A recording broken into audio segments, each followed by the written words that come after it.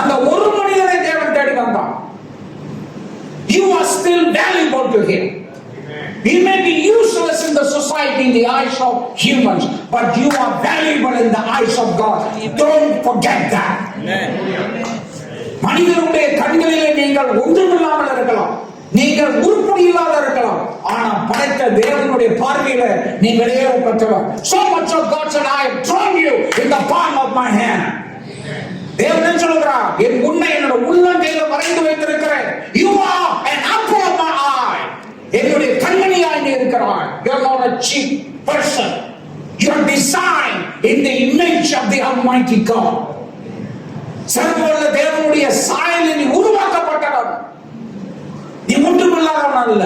You carry the image of God. You carry the likeness of God. தேவனுடைய சாயலினை சுமந்து செல்கிறாய், அவருடைய ரூபத்தினை சுமந்து செல்கிறாய். Don't devalue yourself. And Jesus came because you are important. You are important. Alright? You could have rejected the society. So just society could have rejected you. Don't even think about you.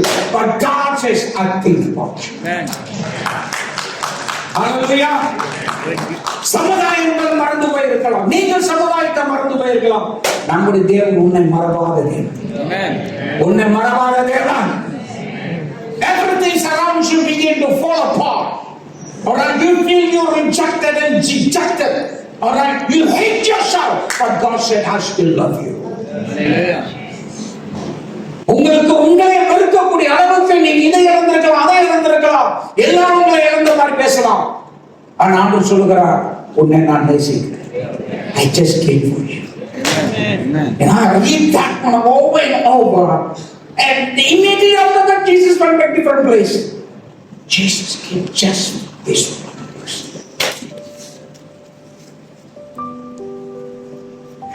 You are important.